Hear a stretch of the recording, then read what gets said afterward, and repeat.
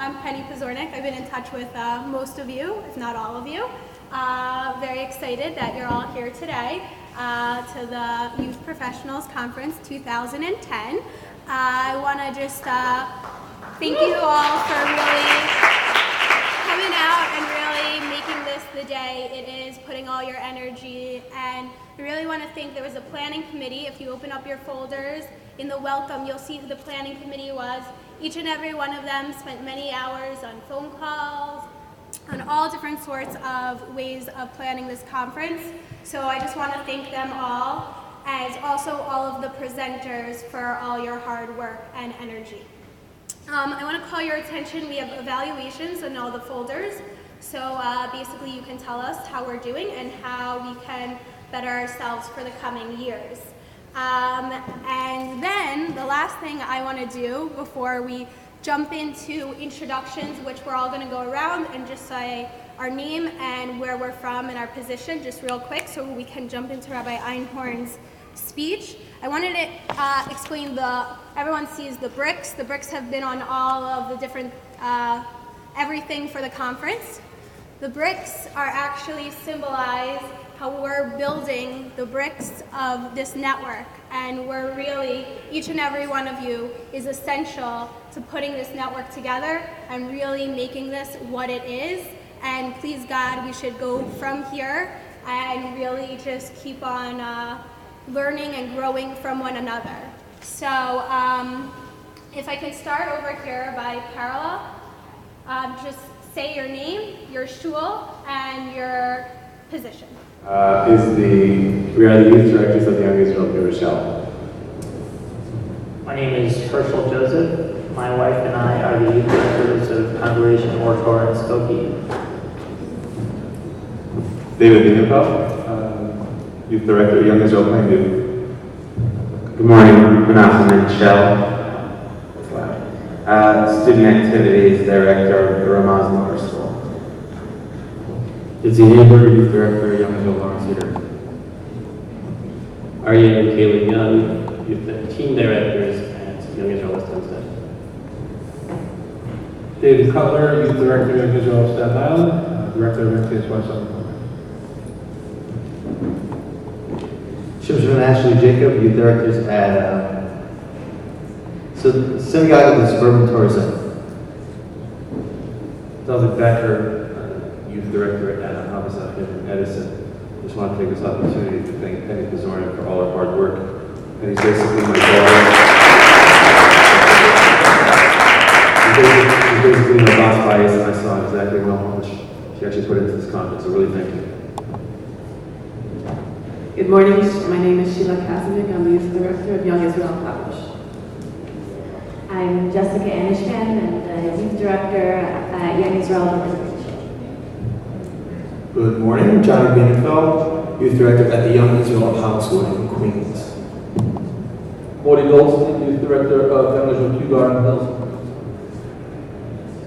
Jason Rosen, youth director, Beth Jacob Congregation in Oakland, California. Menachem Betziner, youth director at Einhorn in West Hempstead. Mark Fine, regional director of Upstate New York NCSY. I'm Efron Sturmland, and my wife and I are the youth directors at Lincoln Square Synagogue in New York City. Shira Berkowitz, youth director at the Hebrew Institute of Riverdale, also with Evan Zauner, who's not married. Hi, Dahlia Geffen. I'm youth director at the Jewish Center in New York City. I'm Yuzi Moore, youth director at Paul Gomez and Hannah Park. I'm Dolly Kaplan, staff, Upstate New York, NCSY. I'm Michelle Samuel. I'm a member and a parent at Congregation Brothers of Israel in Long Branch, New Jersey. Hi, Judy Rosenfeld, and I'm the youth director at and parent at the same center. Hi, my name is Alan Kaminsky from OU West Coast. Dear Posey, OU West Coast, and Dept Jacob Congregation in Beverly Hills. Shlomo Einhorn, Rabbi at the West Side Institutional Synagogue in Manhattan, and thanks for presenting. Basically are doing the same thing. Basically. We basically are davening with the kids Shabbos morning, breaking them up into different age groups. Some of us are flapping those balloon things with the group and running around with the kids, and we'll do something on the parsha, we'll throw candies at them, and they go home and everybody's happy.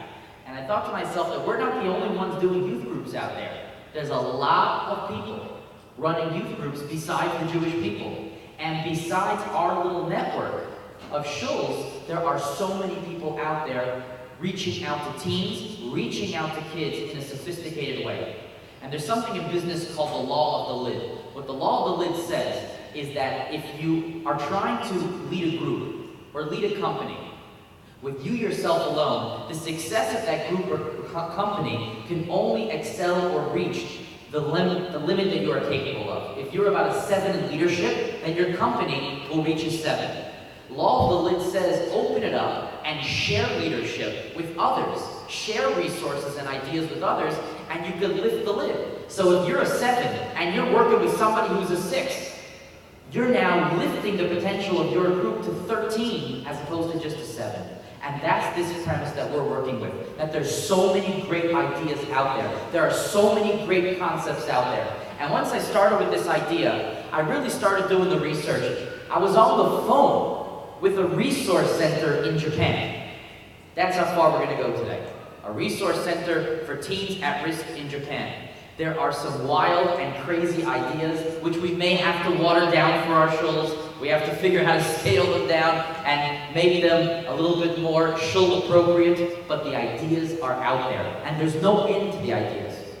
Now, in the limited time I have, I thought rather than just shooting out 80 ideas at you, or 80 program ideas, I'm going to share with you a bunch of program ideas, and I'm sure many of you have program ideas that could be better than the ones I'm sharing with you today from around the world. But I want to give you the concepts that are being applied that we could apply in our own unique way. Because the way we're going to do it in Edison might not be the same way that it's going to be successful in Oakland. And therefore I want to share with you the concepts that we could apply, the patterns of success. There are people who are very successful at this. There are pastors, there are people in the Christian groups who are very successful at this. We can follow patterns of success. People who are reaching out to a lot of kids, a lot of teens, ask what it is they're doing right and apply it to build our groups, to build Yiddishkeit, to build Judaism within our shuls, and to create greater connectedness. So that's this concept, following patterns of success from different places around the world and as much as possible. So let's begin. The first one I share with you is Japan. I was speaking with an American who had moved to Japan, to Tokyo, and now Tokyo has a history of sort of keeping a watchful eye on America, copying what Americans do, but then doing it bigger and better. Doing it bigger and better. And he said to me the following idea. His name is Ken Tucker. He said that instead of running these simple concepts, run them larger than life. Whatever you do, magnify it times 8. Magnify it times 8. So I'll give you an example. And you can try this out. You'll have some parents upset in the shul, but you'll have thousands of happy kids coming in no time. What we do is something at our shul called the Simchas Torah Candyland. Now, lots of people have candy events. Lots of shuls have candy events. When I apply these principles of whatever program we're going to do, but do them larger than life, we decided to make the entire wall of the ballroom candy that you're able to eat. We decided to make the entire room, everything edible. It was Simchas Torah. We even got from Brooklyn an edible Sefer Torah in the middle. The whole room was edible. The balloons were edible. There was, as you walked in, you know those gypsy beads as you walk in? They were hanging licorice as you came in. Now, by the way, great advertisement for an event like this is get your dentist to sponsor the events. They'll put cards everywhere. But the idea here is to do it bigger. And when you do it bigger, the effect that you create is a tidal wave. And I can tell you that Simchas Torah Day, the amount of kids that come to our shul has multiplied times 6. There are over 350 to 400 kids coming into our shul Simchas Torah morning for a 2-hour window. Because the candy's gone by then, by the way. You can't keep longer than 2 hours. The candy is gone. The kids may be sick. You need adults to help monitor. The rules are you can't bring in your takeaway bags or take-home bags in there. You're not allowed to stuff in pockets. but it's an amazing experience. We even bring one hakafa upstairs, dancing around in the middle. And imagine this juxtaposition in the kid's mind between all this candy, all this ice cream, and the marshmallows. And there are everyone dancing with the Sefer Torah around in a circle. It's a very powerful message. It doesn't leave a kid's mind for a very, very long time. So will there be parents who are upset? There might be. And you got to navigate. You know your own congregations. You know your own shuls. Talk to your own rabbis. Talk to your own constituency. But the concept is, if you're going to do a program that you've done before, try multiplying it times 8. That was his number. Ken said, multiply it by 8. Do it bigger. Do it larger than life. We always think we have to do programs on a small scale, but we shouldn't be afraid to try these things large, big, because that's the way it's going to stick in our kids' mind. Another model I saw, this is a Christian model, and it came from someone I was speaking to out in Memphis, Tennessee. And in Memphis, the concept is that basically, you're always giving. Whenever you're there at church, you're always giving. You're always giving. And we as Jews believe this as well. Rav Dessler says that a Jew's mission is always to be a no-saint, is to be a giver, to be a constant giver. If this is a message that we value in our shuls, then even the programs we structure towards our children could be centered around giving. So let me give you an example. This is a great event for a week, a Sunday, perfect event for a Sunday, perfect event maybe for a Saturday night event. And it takes place over a little bit of a length of time. So it's really effective because it's not a one-off event. Okay, it's called Shul Miniature Golf. What does that mean? You have kids break up into different groups. You can create the groups yourself, or they can organically create the groups. They're then given a different parsha, or they're then given a different Yom Tov. They're given a different concept, a different theme. And they're asked to create a course. They're asked to create a course based on Yonah's whale or based on Noach's teva.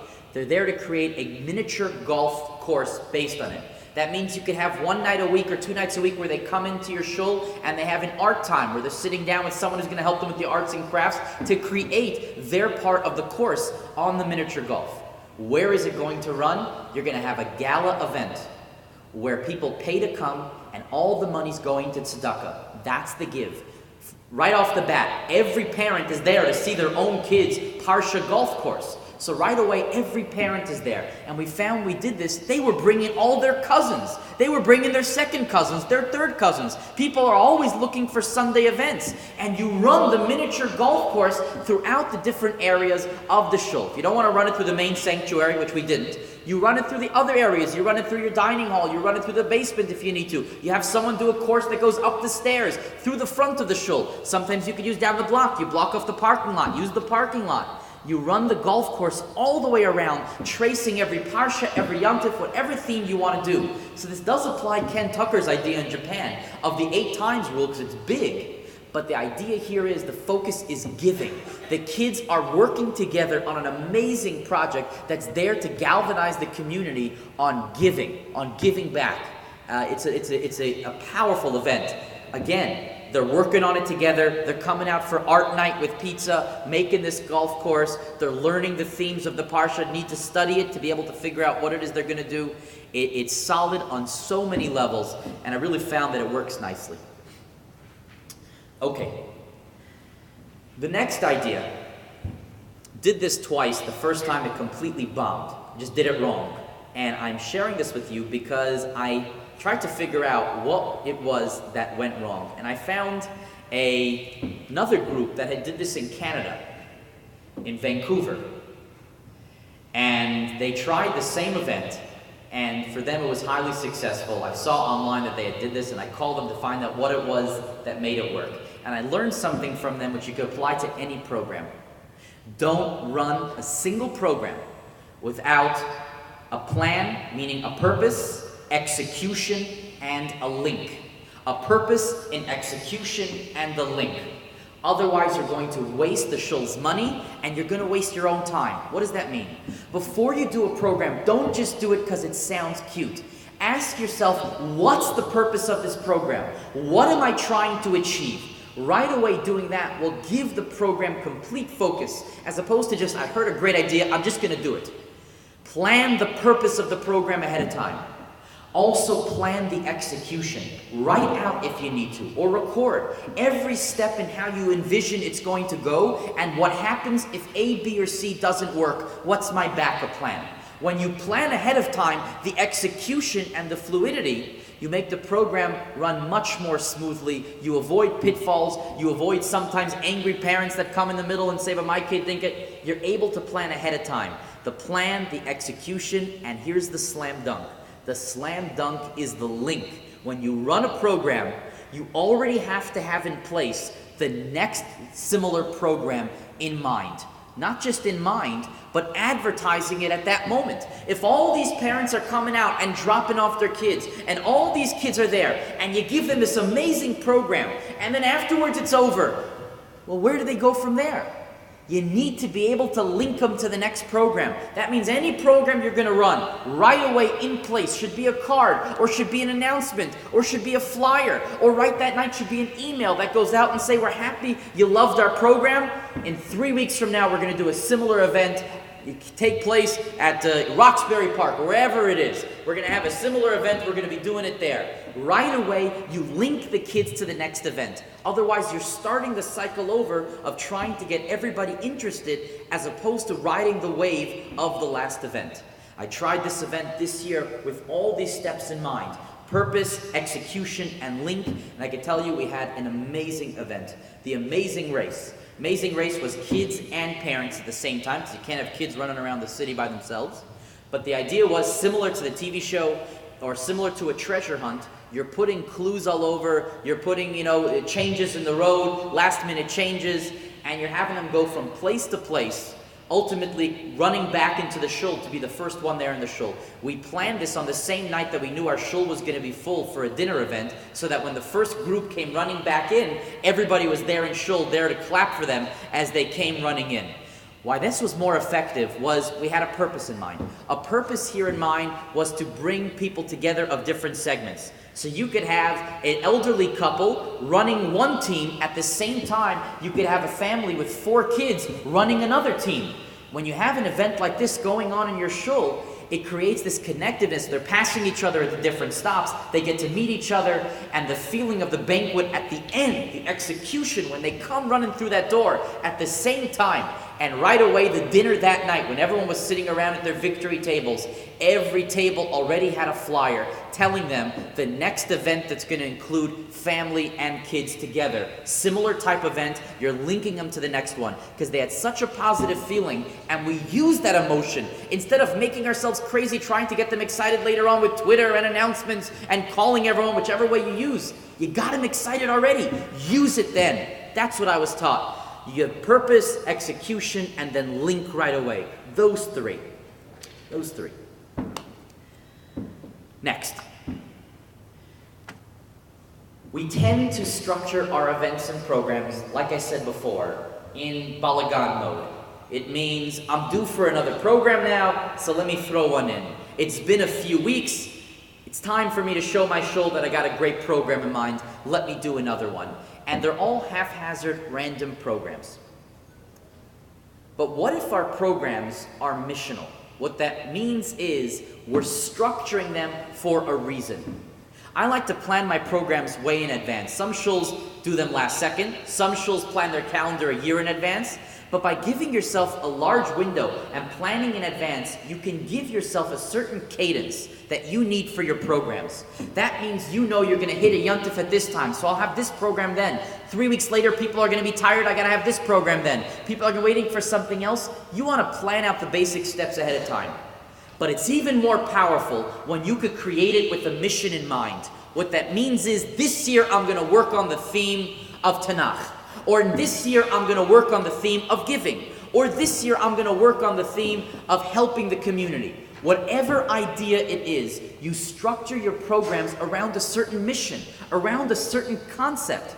This way the programs aren't random, shoot from the hip. Whatever works, works. Whatever doesn't work, doesn't work. It's not about that. It becomes much bigger than your individual program because your youth groups have specific meaning. You've given them a mission. You've given them a cause. I know very few shuls that do this, that give their youth groups a theme or an idea to work on. The great schools do it. The great schools will pick up a theme over the course of the year and trace it. This is the theme that we work on. I was walking by I saw a flyer for a Beis Yaakov, and the Beis Yaakov announced, this year we're working on tznius. You know what? That's a theme. They're going to drive home the message the entire year. That's a theme. And guess what? By the end of the year, people might be sick of it, but they walked across with an idea. Pick a theme. Pick an idea. Whatever it is, trace the mission. And the mission could be, one shul did the following. Their mission that year was a love for Tanakh. A love for Tanakh. They wanted their kids over the course of the year to walk away with a love for Tanakh. And what the shul did was as follows. This is a Reform shul. And I heard the idea was done also as well by Rabbi Penner's shul. Anybody know where Rabbi Penner's the rabbi? Holliswood. I heard he did the same concept in Holliswood, and the Reform shul did it with a mission. What they said was as follows. When the movie came out, Night at the Museum, by the way, they're in production for Night at the Museum 3, so you can get this going very shortly and time it at the right time, and it'll be time appropriate. Night at the Museum is, Ben Stiller walks into a museum, and the Natural History Museum of New York comes to life, right? The whole museum comes to life. So the concept is you have kids create stations where either parents come in, and each station, they press a button, and all of a sudden, that station, the kid comes to life and acts out the scene of Yosef and his brothers, or acts out the scene of Noach going into the Teva. Whatever scene you want. Or Ki Teitze leMilchama Oivecha. I don't know if you want to do some scenes, which scenes you want to do. But you pick the scene, and you can have that come to life. You make a night at the museum, a night at the Jewish Museum. Beautiful way to cultivate a love for Tanakh. That's a missional program. By the way, Rav Penner spiced it up beautifully. Rabbi Penner, what he put in was he had great figures throughout history, and it was weighed in favor of Jewish figures just to teach the Jewish concepts, but you could go to a station where Ben Franklin was. You could go to a station where Napoleon was. One of the kids was acting out Napoleon. It's a great educational tool. It works. It's a great way to drive home a mission. And this is a win-win program. It's hard to blow a program like this because the kids are involved, the kids are excited, the kids are being creative, they're planning, and as long as you follow the PEL structure from before, you're good to go. It's a great missional program. Okay, let's keep going. Some shuls want to figure out ways of integrating in some form the youth into their shul. Integrating the youth into their shul. Some kids want to keep their youth far away from the shul, and that's up to the shul, right? A shul's not a place for a kid to be in. Some shuls don't want them to see what's going on in shul, whatever it is. But I find I like having our kids come back every so often into the shul. I know, for example, Beth Jacob in Los Angeles, they have the kids come down for lollipop given out at the end of when the Sefer Torah is being put back in the Aron. All the kids come back in to get a lollipop. That's a way to build integration. Another idea I saw out there to build integration, many shuls do this, they have the kids come at the end for Adon Olam. Here's another integration process, another integration idea that works, which is good for around 6th through 9th grade, maybe even 5th through 9th grade. You could do it even younger depending on the questions. You create a Parsha giveaway. What that means is in the youth groups, the teachers or the youth directors or the youth group leaders are giving out Parsha sheets. On those Parsha sheets are about questions that are based on each aliyah. The answer they either can explore with their parents by sitting next to them quickly and coming down for the Torah reading and asking their father or mother to look up in Shlishi in the Chumash the answer to this question. They could search for it themselves if they're capable.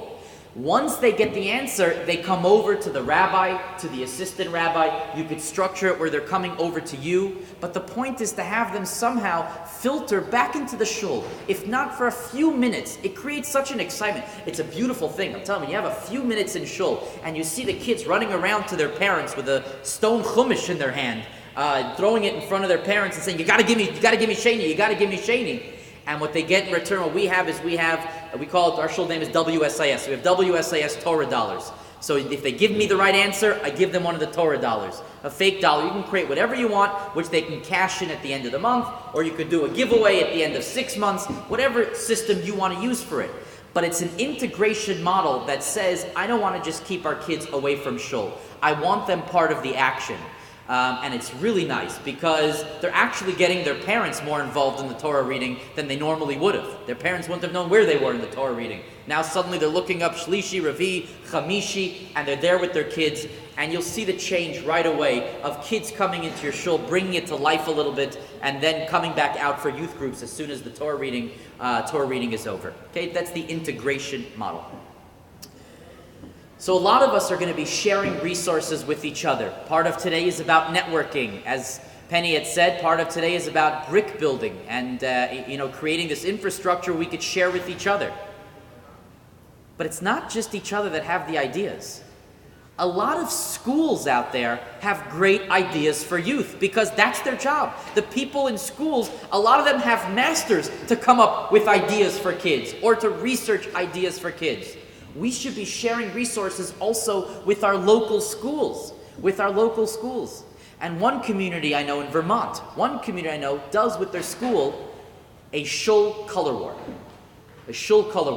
I tried this also. I don't think it would fit in Manhattan, and you have to think where it's going to fit. I did this in Scarsdale, and it was an amazing event.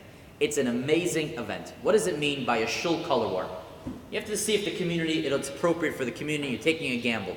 What we did was as follows, and I heard since then, I think Rabbi Penner did it as well. But the way it works is as follows. You have a breakout.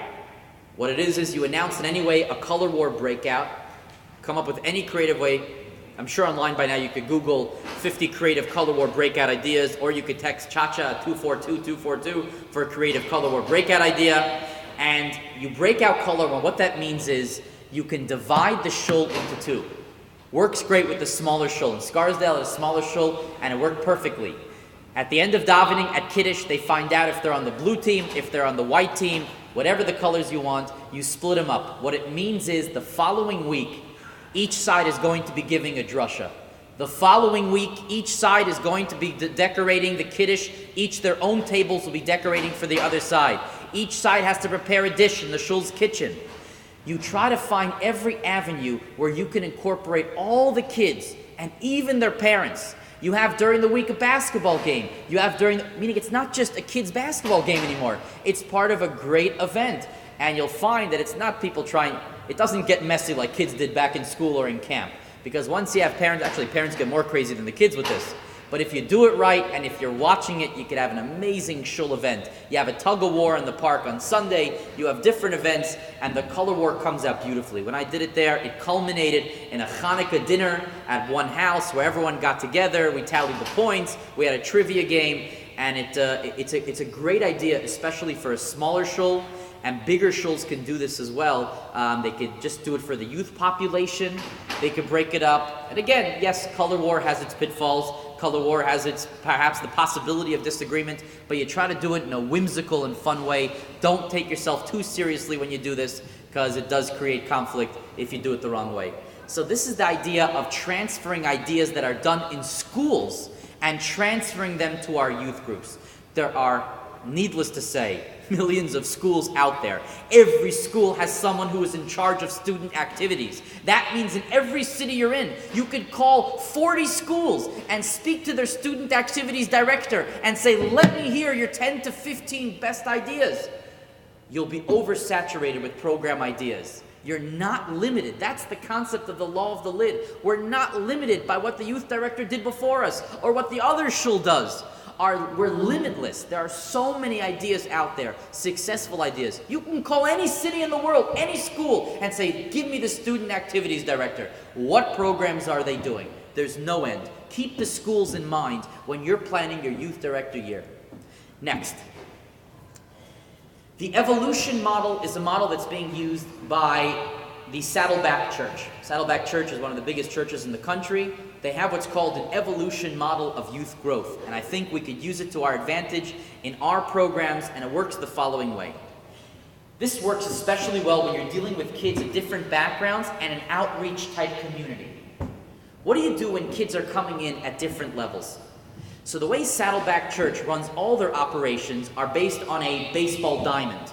That means that people are working up towards a certain goal. They're starting at the bottom of the base path, going from step 1 to step 2 to step 3 and then to step 4. Till finally they become mavens and they could teach others. Okay? Until they could teach others. What does that mean? If you run a model like this, you could build and mold your own youth leaders right under you. It's an amazing thing. I got my timer already. Wow, that was quick. Wow, all right, I gotta fly now. I wanna share with you some more stuff. What I'm saying with this model is as follows. Start them from basic. Work them up slowly. Build values within these kids with the thought in mind that in 4 to 8 years from now, I could use them as a youth leader in my program. Instead of fishing around later on, looking for youth directors, look for youth leaders to work under you, to work with you, to help you out. Build them from scratch. Teach them the ideas of leadership. Buy a book on leadership if you don't know it yourself, and teach them the 7 concepts, the 8 concepts, so that in 8 years from now, you have an army. That's what they're doing at Saddleback Church. They're building an army. They have everyone else teaching everybody else, the newcomers. And the new kids that come could be taught the ropes, could be taught the system by the kids that have been there for years. Next, let's go to communal. Communal. This is shtick. This is purely shtick, and if you could do it, great. Why is it called Jumanji? It's just a name. You can stick an E in there and call it Jumanji. You can call it whatever you want to call it. Schools do this, camps do this, and I tried it and it was just awesome. I really recommend it, and it's a lot of fun. What you do is everybody else gets the name of somebody else in the youth groups. Everybody else gets the name of somebody else in the youth groups. Once they're in the room alone with that person, they got to get to a room alone with that person. That means one of the youth group rooms. This works better, by the way, for 5th through 10th grade. You can do this even in high school. By the way, you could run this with, I ran this with high school kids. With high school, they laughed at first, and then they got so into it. What you do is, if they have someone's name, so let's say they look on the name and it says here, I have Rabbi Adir Posey. Okay, I look at the name. So that's my name. I got to figure out a way to get him alone in the room. I got to figure out a way to get him into the shul-based medrash when no one's using it, or into the coat room in shul. Once I get him there, he doesn't realize that why I'm getting him there. Once I get him there, I say to him, Jumanji, or pick whatever word you want to use, shotness, or whatever you want. Pick whatever you want. Okay? You say that word, you get him, and you take their key, which is somebody else in the shul. This means you have every single kid, you have everybody interacting with each other. They're all talking. Who do you have? Who do you have? And you have every kid talking. You have younger kids talking with the older kids. You have the older kids communicating with the younger kids. And it's this great network that's created within your shul. And it's a funny and quirky program. It won't work in every community, but it's definitely worth a try in many of the communities. Galvanize. Galvanizing ideas. How do you galvanize youth? Let's say you have a lackluster youth group. They come in, they schlep in there, they're always, down. You want to galvanize them, okay? How do you galvanize them? This is done in a community in Fort Worth, Texas. What they do at the beginning of every youth director year, every youth programming year, what they do is they take the kids to a local recording studio. Sounds expensive, right? Go on Craigslist, type in recording studio. You'll get a recording studio for 3 hours for $50. Okay? You go to a recording studio. Beforehand, you write a song with the kids that's going to be your theme song for the year. That connects the shul, that connects the name of your youth groups, that connects a funny idea. And you go into that recording studio, you get someone from the kids who knows how to sing, you get someone who knows how to play an instrument, you get all the kids down there to sing backup or play triangle, whatever else, or bang their head into the mic to make some noise. Whatever it is, you get them all together for a theme song that you're going to have with the shul. And that will be their theme song for the year. It's just so galvanizing. It's amazing. Everybody's singing. Everybody's on there. You mail it out to your entire membership. This is our youth. You want to do outreach? You mail this out to the community and say, this is what we're doing here. Our kids are alive here. They're vibrant. This is what we're doing. Okay, I gotta fly. We're running out of time. We're already out of time. Here we go. Something called enterbrainment. Enterbrainment. This I got from a Mormon community. A Mormon community. What's enterbrainment? I think a lot of shuls do this also, though. I think it's been picked up by us. Shuls have movie nights. Every other shul has a movie night. The problem is it's just a movie and pizza. What if your movie was picked for a reason and was picked to be able to develop a lesson or a lesson plan? It turns the movie night into not just a style movie night with pizza and to sit down and go home, but it turns it into something much more valuable. So what one group did was they took The Matrix, the movie The Matrix, And that everyone makes philosophy discussions out of the movie they made. They make something out of nothing. They make a whole what to do out of it, and you make or Sameach. If you go on their website, you see they made out of it a whole 50-page Eshet Torah, a whole 50-page essay out of the movie. Take something, Willy Wonka, whatever it is, that you could find out of it some value that you could develop with the kids over a couple of lessons. So the movie night isn't just a style movie night, it's enterbrainment. Enterbrainment. Okay, thank you. All right. There's so many more. But we are out of time, and what I want to do is open it up to you. Any questions you may have, could be application questions, or could be thoughts that you want to share with other people that you've done in your shul. But let me hear from you. Any questions and answers? Go ahead, please. Okay, you're talking about integration, and I love that idea. It's something that we're very excited about at our school. I have a practical question for you. At our school, we love the idea of bringing the kids in at the end of youth groups to sing a Don Olam from the Bima. But we have this very big safety issue and a chaos issue, and you're talking about hundreds of kids upstairs in youth groups in these very neat, organized, safe rooms, and then you're bringing them into the hallways downstairs. They might get lost or they find their parents. How do you coordinate that? It's going to all depend on the size of the shul and the space and the safety. Of course, what you can do is you could just diversify what you do as far as integration. You could have younger kids come in earlier, at an earlier point in davening, or you could have the younger kids come in for Adon Olam. You could have older kids. You could just break it up into different groups and have them come in for different points and at different times. In a shul where it's going to be a hazard, you're going to have to diversify the way you do the integration. Another format is the way I saw Beth Jacob. The way Beth Jacob does it is this line where they're coming through and then feeding back out in a system like that. You're going to have, like schools do, you know, those wall monitors, you know, where they walk together if you need to against the wall at all times. You can only do it if you have youth leaders who are on the same page and understand the importance of how you're going to keep the order there. Yeah, if it's going to be a balagan, you lose the value of it. But there is a value of a balagan of kids at the end of davening. Once davening is over and the kids are all happy and singing. I was at one shul in California the other week, and they were all, the kids up there, that no one was singing Adon Olam right, but it was kids up there jumping and screaming something, and everyone just loved it. So balagan sometimes is okay, as long as nobody is getting hurt, and as long as you could still keep the davening going normally. So you gotta look out for that. So at the end of the day, I would say maybe diversify the way you're integrating, and also just make sure your youth leaders are all on the same page with give them the way they could monitor their kids. Tell them about holding onto the wall as they come up. Prompt them. They may not know the right way to keep the order. Okay, next. Yes. For the mini golf idea that you mentioned, I understand that the kids obviously have basic arts and crafts abilities. How do you develop like the turf and the holes to like? Yeah. You could do it turfless. You could just have them, the most basic level you could do this is they're taking a big cardboard page, they're cutting a hole in it, and they're decorating it with Yonah's whale with a mouth around it. And you could skip the turf and let the person in front of it keep knocking till they get it to that point, and there.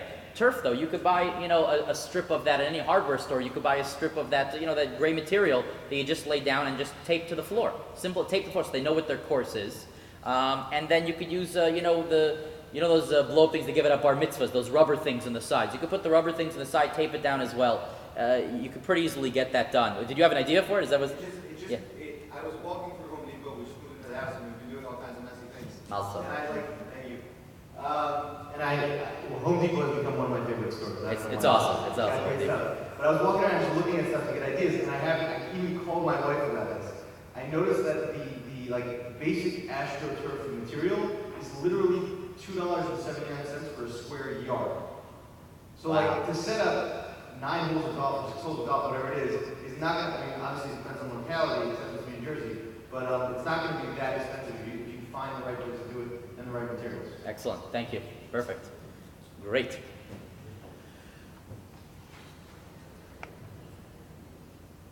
What else we got? Oh, good. In terms of the Candyland idea, how did you actually put up, two questions, how did you put it up on the wall and organize the actual placement of the candy? And also, just practically, how did you give it out to the kids? Did they run into the room and just rip everything off, or did you have videos taking it out? Yeah, okay, the wall, you gotta be very careful with this event. You gotta be very careful, needless to say. like we have a big sukkah that's built upstairs in the ballroom, like a play sukkah. You know those play sukkahs they sell at all those Judaica stores? And we just threw, I came there very early with my wife, like before davening, and we just threw thousands of candies in there. You're really letting every man, woman for themselves, but you gotta have monitors in there. All your youth leaders, teenagers that you could have on hand that could just be there to monitor, adults that could be there to monitor. You have to do some of that. We're not giving out candies. We're giving out the ice cream. The ice cream, you can't have the kids man that themselves. We're giving out the ice cream. You do find, by the way, the kids, I was actually surprised. The kids started to self-monitor because they get sick of it after a little bit. It's just too much. It's just overload. I'm telling you. You always get a kid who's going to try stuffing pockets, and we let them know there's no pocket stuffing and there's no bags. So they could just come and just sweep off the table and just get out of there. At the other, on the other end, if we don't want to, the shul could do where they give them each one brown bag, so they're not stuffing their faces. Then they could take a little bit for later and say, here, fill one brown bag, and that's yours for the whole week or whatever it is. Sometimes you'll have a parent who goes around with them, walks around with them, because they know they don't want their kid to get out of control, and they'll say, give some of this back. You could also close the window of how long you run it. You could run it and say 1 hour burst of energy. And then close it out just to avoid, you don't want kids passed out all over the floor, with sugar overload. It's a very tough event to run, but I love it. I find it so rewarding. Again, it's the mental image that they're going to have. We'll never leave them. Yes? I had a question and an idea as a build-up. Great. My question was, with the Synagogue candy event,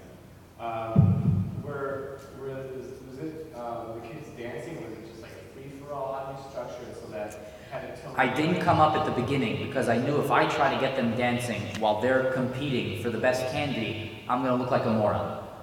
What I did was I timed it so that we'd go up for a hakafa 3/4 into the candy land. At that point, they're already stationed with their candy.